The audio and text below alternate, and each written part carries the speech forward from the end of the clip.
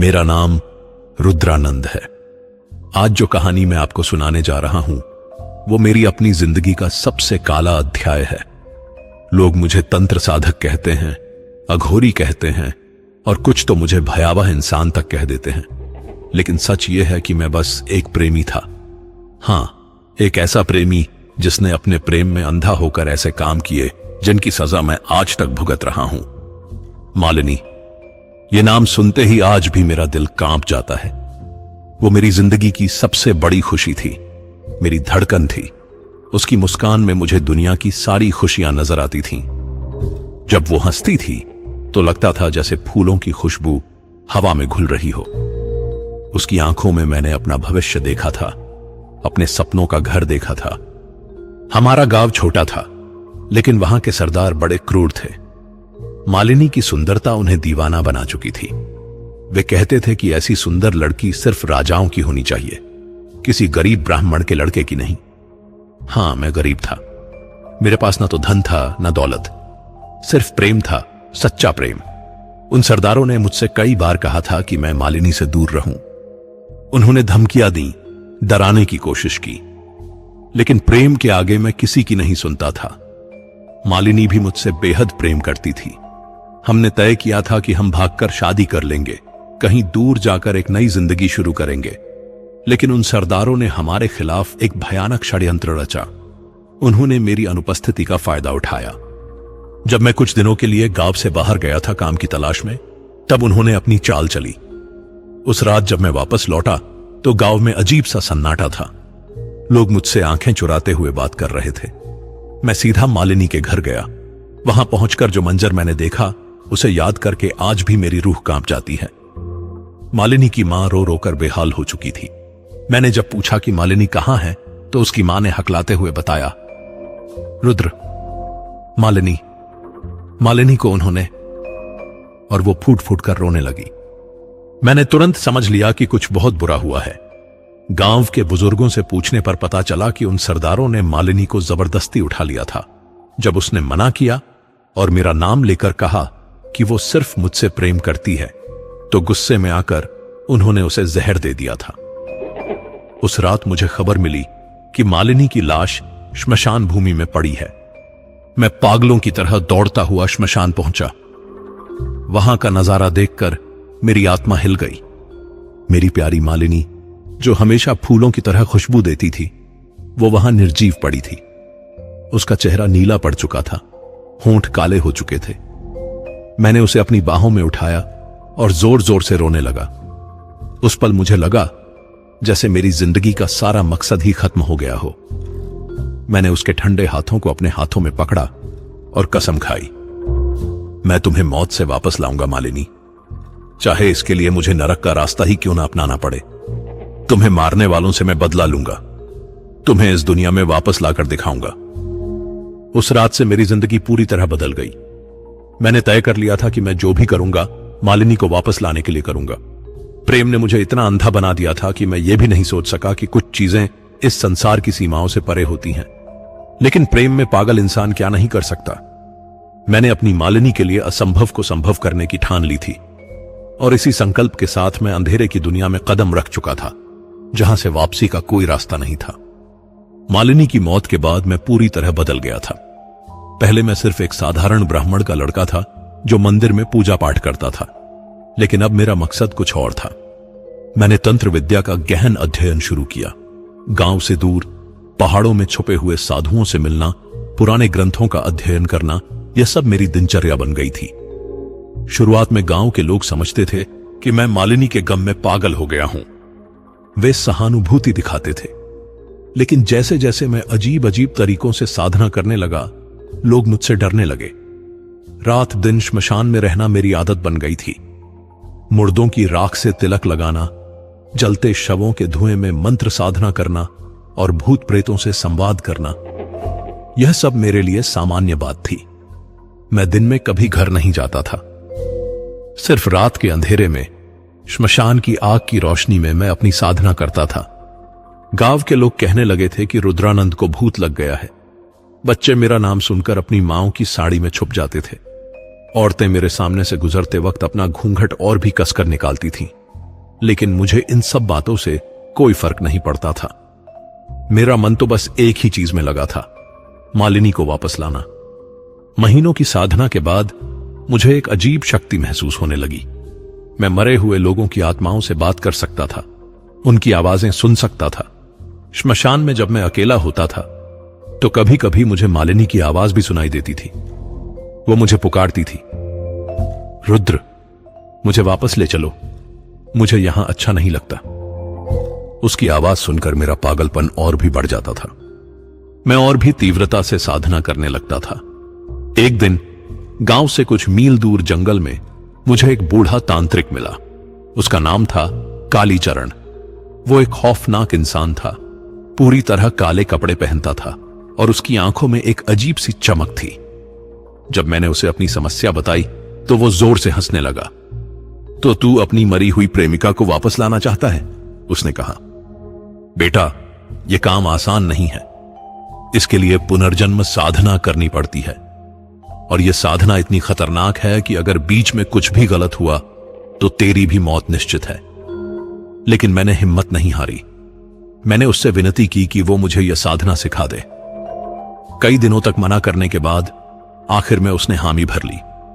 लेकिन उसकी एक शर्त थी, मुझे उसकी हर बात माननी होगी, चाहे वो कितनी भी अजीब या डरावनी क्यों ना हो।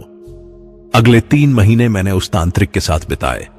वो मुझे ऐसे ऐसे मंत्र सिखाता था जो सुनकर भी रोंगटे खड़े हो जाते थे। वो कहता था कि पुनर्जन्म साधना सिर्फ अमावस्या की रात को की जा सकती है, और वो भी पूरे विधि विधान के साथ। सुन रुद्रानंद, उसने मुझसे कहा था, अगर तू ये साधना अधूरी छोड़ देगा तो तेरी प्रेमिका की आत्मा हमेशा के लिए भटकती रह जाएगी। वो ना तो जी सकेगी न मर सकेगी। वो एक ऐसी दुनिया में फंस जाएगी जहां सिर्फ दुख और पीड़ा है। लेकिन प्रेम के आगे मैं अंधा था। मुझे लगता था कि मैं कुछ भी गलत नहीं कर रहा। मैं तो बस अपनी मालिनी को वापस लाना चाहता था। मैंने उस तांत्रिक से सारे मंत्र और विधियां सीख ली। आखिर वो दिन आ गया जब मैंने तय कर लिया कि अगली अमावस्या की रात को मैं ये साधना करूंगा। मैंने अपने मन में मालिनी से वादा किया, बस कुछ ही दिन और मेरी जान, फिर हम हमेशा के लिए साथ होंगे।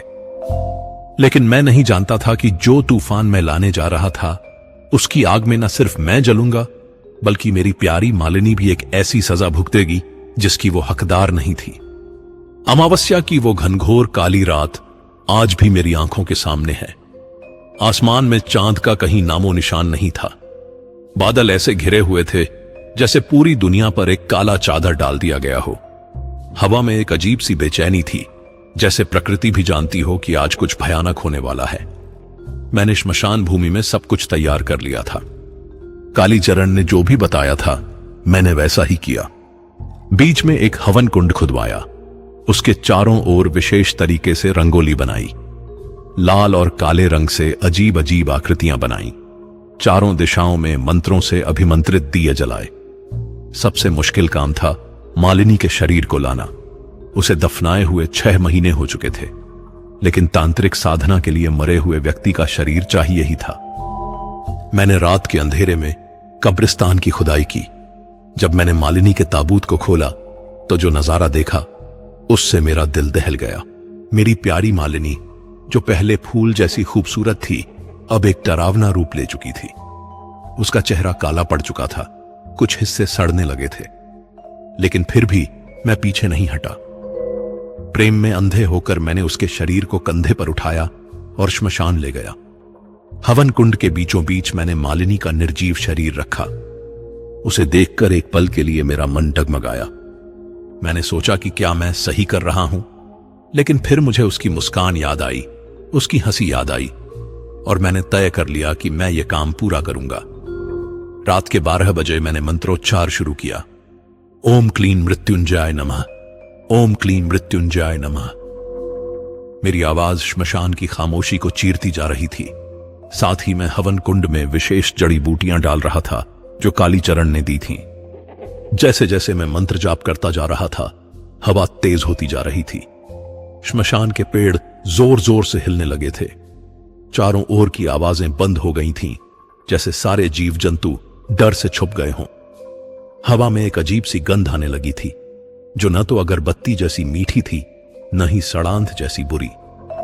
ये कुछ और ही थी जो मेरे रोंगटे खड़े कर रही थी।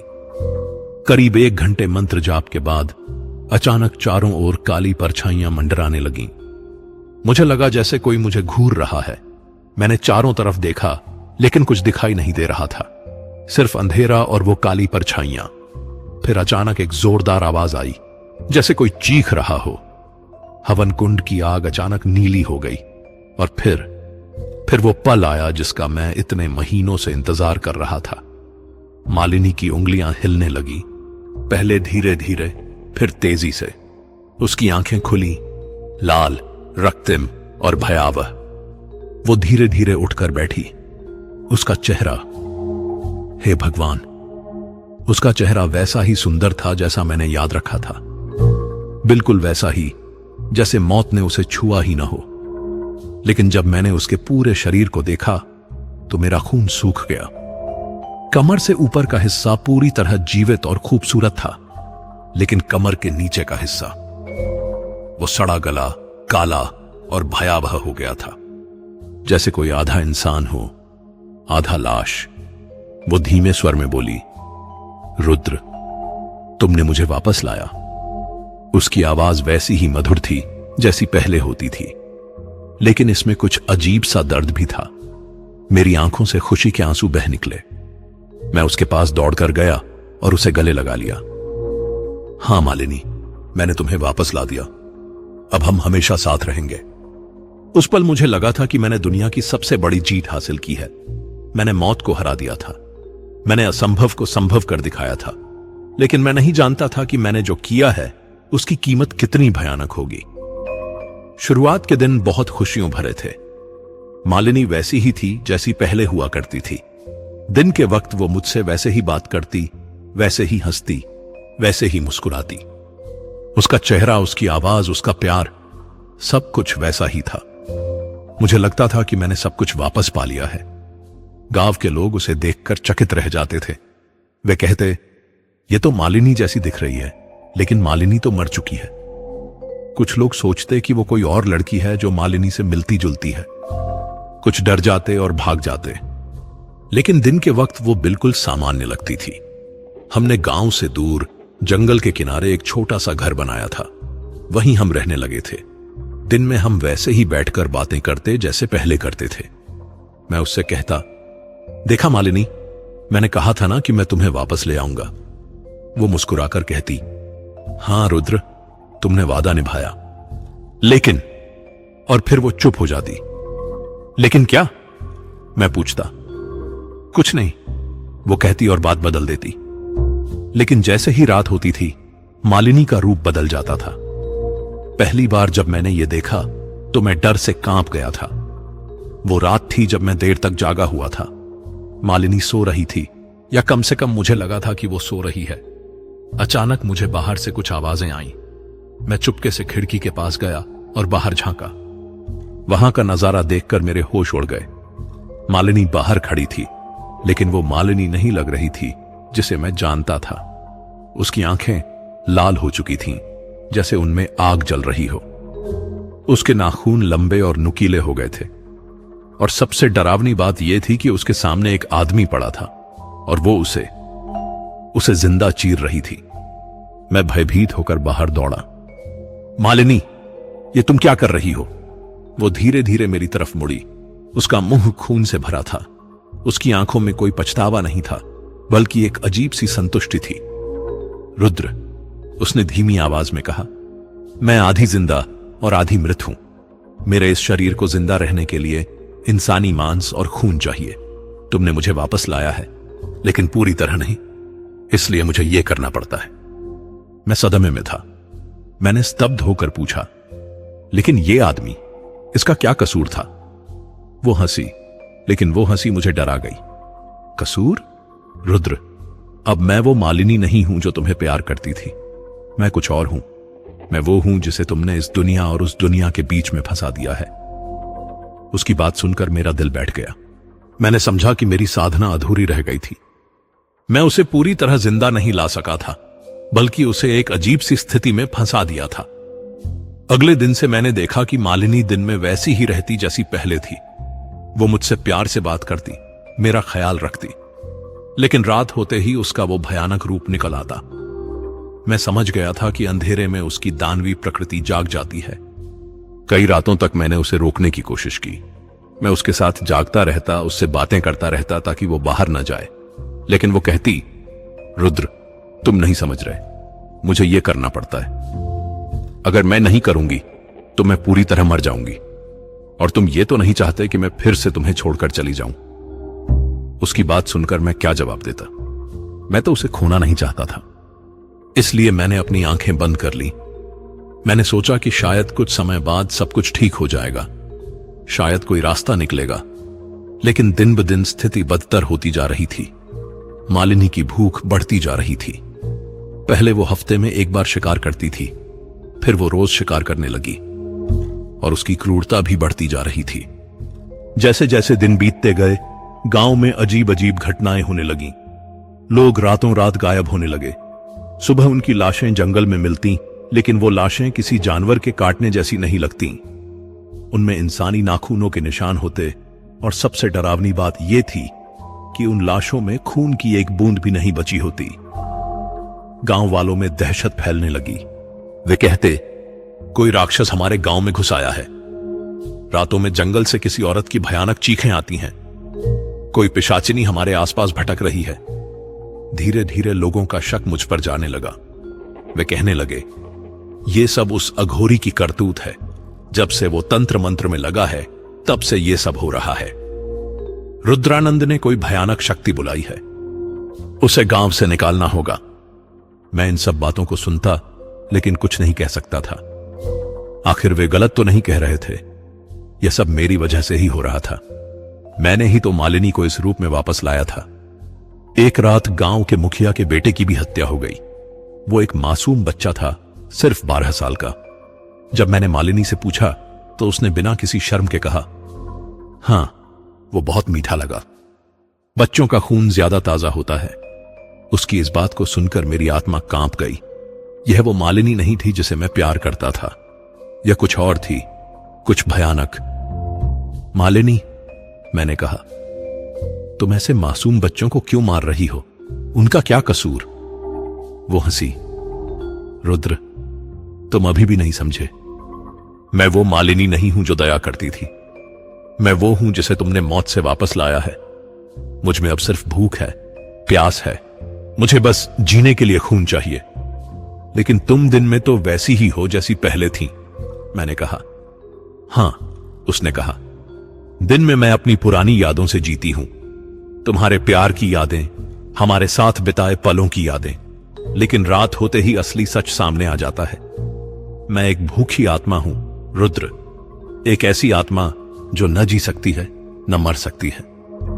उसकी बातें सुनकर मैं रोने लगा। मैंने अपने प्रेम में अंधे होकर क्या कर दिया था? मैंने अपनी मालिनी को एक दानव बना दिया था। गांव में हालात बद से बदतर होते जा रहे थे। लोग अब रात में घरों से बाहर निकलने से डरते थे। हर घर में रात होते ही दरवाजे खिड़कियां बंद कर ली जाती। बच्चे डर के मारे रो रोकर बीमार होने लगे। एक दिन गांव के बुजुर्गों ने मेरे पास आकर कहा, रुद्रानंद, हम जानते हैं कि यह सब तुम्हारी वजह से हो रहा है। तुमने कोई भयानक शक्ति बुलाई है। या तो तुम इसे खत्म करो या फिर गांव छोड़कर चले जाओ। मैं क्या जवाब देता? मैं जानता था कि वे सही कह रहे हैं, लेकिन मैं मालिनी को छोड़कर कैसे जा सकता था? मैंने तो उसे वापस लाने के लिए इतना कुछ किया था। लेकिन जब मैंने देखा कि हर रात निर्दोष लोगों की हत्या हो रही है, तो मेरा दिल भर आया। मैं समझ गया कि मुझे कुछ करना होगा। मुझे इस भयानक खेल को खत्म करना होगा। मैं 2 हिस्सों में बंट गया था। एक तरफ मेरा प्रेम था जो मालिनी को छोड़ने नहीं दे रहा था। दूसरी तरफ मेरा विवेक था जो कह रहा था कि मैंने जो किया है वो गलत है। मुझे इसे सुधारना होगा। रातों में मैं जागकर सोचता रहता, क्या करूं? मालिनी को कैसे रोकूं? क्या कोई रास्ता है जिससे मैं उसे वापस पहले जैसा बना सकूं? लेकिन दिन ब दिन मैं समझता जा रहा था कि जो मैंने किया है उसे अब वापस नहीं किया जा सकता। मैंने प्रकृति के नियमों के साथ खिलवाड़ किया था, और अब उसकी कीमत मुझे और पूरे गांव को चुकानी पड़ रही थी। महीनों तक यह खौफनाक खेल चलता रहा। हर रात मालिनी शिकार पर जाती और मैं बेबस होकर देखता रहता। मैंने कई बार उसे समझाने की कोशिश की, रोकने की कोशिश की, लेकिन वो नहीं मानती थी। एक रात उसने मुझसे कहा, रुद्र, अगर तुम चाहो तो मैं तुम्हें भी अपने जैसा बना सकती हूं, फिर हम हमेशा साथ रहेंगे और तुम्हें मेरी इस भूख की परेशानी भी नहीं होगी। उसकी बात सुनकर मैं डर गया। मैंने कहा, नहीं मालिनी, मैं ऐसा नहीं बनना चाहता। क्यों? उसने पूछा। क्या तुम मुझसे प्रेम नहीं करते?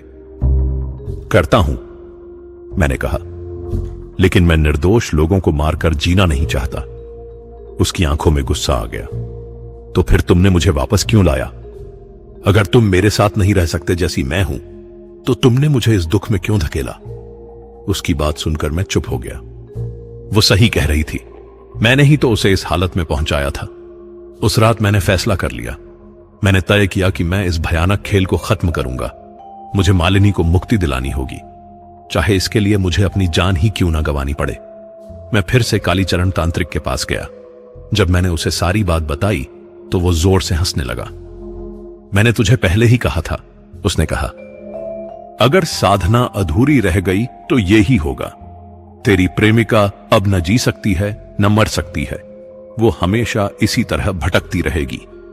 लेकिन कोई रास्ता तो होगा, मैंने विनती की। कुछ तो होगा जो मैं कर सकूं। कालीचरण ने कुछ देर सोचा, फिर बोला, एक रास्ता है, लेकिन वो बहुत खतरनाक है। क्या? मैंने तुरंत पूछा। तुझे मोक्ष साधना करनी होगी। इससे तेरी प्रेमिका की आत्मा को मुक्ति मिल जाएगी। वो फिर से वापस उस दुनिया में चली जाएगी जहां से तूने उसे लाया है। लेकिन इसमें खतरा क्या है? मैंने पूछा। खतरा यह है, कालीचरण ने गंभीर आवाज में कहा, कि इस साधना में तेरी भी मौत हो सकती है, और अगर तू इसमें असफल हो गया तो तेरी प्रेमिका हमेशा के लिए इसी तरह भटकती रहेगी। उसकी पीड़ा और भी बढ़ जाएगी। मैंने एक पल भी नहीं सोचा। मैंने कहा, मुझे यह साधना सिखा दो, मैं तैयार हूं। अगली अमावस्या का इंतजार करते करते मैंने सारी तैयारी कर ली। मैंने मालिनी को कुछ नहीं बताया था। मैं नहीं चाहता था कि वो मुझे रोके। अमावस्या की वो रात आई। मैं फिर से उसी श्मशान में गया जहां पहली बार मैंने पुनर्जन्म साधना की थी। वहां का माहौल वैसा ही भयावह था जैसा उस दिन था। मैंने हवन कुंड तैयार किया और मंत्रोच्चार शुरू किया। इस बार मंत्र अलग थे। ये मोक्ष के मंत्र थे, मुक्ति के मंत्र थे। करीब आधी रात को मालिनी वहां आ गई, जैसे उसे पता चल गया हो कि मैं क्या करने जा रहा हूं। तुम मुझे मारने आए हो रुद्र? उसने धीमे स्वर में कहा। उसकी आवाज में दर्द था, गुस्सा नहीं। मैंने कहा, नहीं मालिनी, तुम्हें मुक्त करने आया हूं, तुम्हें इस दुख से निकालने आया हूं। मैं नहीं जाना चाहती। वो रोने लगी। मैं तुम्हारे साथ रहना चाहती हूं। मेरा दिल टूट रहा था, लेकिन मैंने हिम्मत नहीं हारी। मैंने कहा, मालिनी, यह जिंदगी तुम्हारे लिए सही नहीं है। तुम रोज निर्दोष लोगों को मार रही हो। यह तुम्हारा स्वभाव नहीं है। मैंने तुम्हें गलत तरीके से वापस लाया है। लेकिन रुद्र, वो रोते हुए बोली, अगर मैं चली गई तो फिर हम कभी नहीं मिल सकेंगे। मैंने आंसू पोंछते हुए कहा, मालिनी, अगर सच में तुम मुझसे प्रेम करती हो तो मुझे इस पाप का भागीदार मत बनाओ। मैं हर रोज मरता हूं जब देखता हूं कि तुम किसी निर्दोष को मार रही हो। उसकी आंखों में समझ आ गई। वो धीरे से मेरे पास आई और मेरे गाल पर हाथ रखा। ठीक है, उसने कहा, अगर यही तुम चाहते हो। मैंने मंत्रोच्चार शुरू किया। मालिनी वहीं बैठ गई। जैसे जैसे मैं मंत्र पढ़ता गया, उसके चारों ओर सफेद रोशनी आने लगी। अचानक वो पागलों की तरह चीखने लगी, रुद्र, मुझे दर्द हो रहा है, बहुत दर्द हो रहा है। वो मुझ पर झपटी। उसने मेरे कपड़े फाड़ दिए, मेरे चेहरे पर नाखूनों के निशान बना दिए। लेकिन मैंने मंत्रोच्चार बंद नहीं किया। धीरे धीरे उसका शरीर आग की लपटों में घिरता गया। वो तड़पती रही, चीखती रही। मैं भी रो रहा था, लेकिन मंत्र बंद नहीं किया। आखिरी क्षणों में उसने मेरी ओर देखा। उसकी आंखों में अब वो पुराना प्रेम था, वो मासूमियत थी। रुद्र, उसने धीमी आवाज में कहा, अगर मेरा जन्म फिर हुआ तो मैं सिर्फ तुम्हारी रहूंगी, किसी और की नहीं। और फिर वो राख में बदल गई, हवा में उड़ गई। उस रात के बाद मैं बेहोश होकर वहीं गिर पड़ा था। सुबह गांव वालों ने मुझे श्मशान में पाया। मैं 3 दिन तक बेहोश रहा। जब होश आया तो पता चला कि गांव में अब कोई हत्याएं नहीं हो रही थीं। लोगों को लगा कि भूत प्रेत का साया हट गया है, लेकिन गांव वाले अब भी मुझसे डरते थे। उन्होंने मुझसे कहा कि मैं गांव छोड़कर चला जाऊं।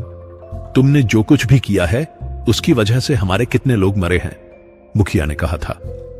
अब तुम यहां नहीं रह सकते। मैंने बिना कुछ कहे गांव छोड़ दिया। मेरे पास कहने के लिए कुछ था भी नहीं। मैंने ही तो यह सब किया था। आज कई साल बीत गए हैं। मैं जंगलों में, पहाड़ों में भटकता रहता हूं। कभी किसी गांव में रुकता हूं, कभी कहीं और चला जाता हूं। लोग मुझे पागल समझते हैं या फिर कोई साधु संत। लेकिन आज भी जब अमावस्या की रात होती है, मुझे हवा में मालिनी की सिसकियां सुनाई देती हैं। कभी कभी लगता है वो अभी भी मेरे आसपास है, मुझे देख रही है। उस रात के बाद से मैंने कभी तंत्र मंत्र को हाथ नहीं लगाया। मैं समझ गया था कि कुछ चीजें हमारे बस की नहीं हैं। मौत और जिंदगी के बीच का खेल इंसान के हाथ में नहीं है। आज भी मैं सोचता हूं, क्या मैंने सच में मालिनी को मुक्त किया था, या फिर मैंने उसे हमेशा के लिए श्रापित कर दिया था? क्या वो शांति से उस दुनिया में पहुंच गई जहां उसे जाना चाहिए था, या फिर वो अभी भी कहीं भटक रही है? कभी कभी अमावस्या की रात में मुझे लगता है कि कोई मुझे पुकार रहा है। रुद्र, रुद्र। एक मधुर आवाज जो मालिनी जैसी लगती है। मैं पलटकर देखता हूं, लेकिन वहां कुछ नहीं होता, सिर्फ अंधेरा और हवा में घुलती हुई एक आवाज। शायद ये मेरा मन है जो मुझे धोखा दे रहा है, या शायद मालिनी सच में मुझे पुकार रही है। मैं नहीं जानता। बस एक बात मैं जानता हूं, प्रेम में अंधा होकर मैंने जो किया उसकी सजा मुझे हमेशा भुगतनी होगी। हर अमावस्या की रात मुझे याद दिलाएगी कि मैंने क्या खोया है और क्या पाप किया है।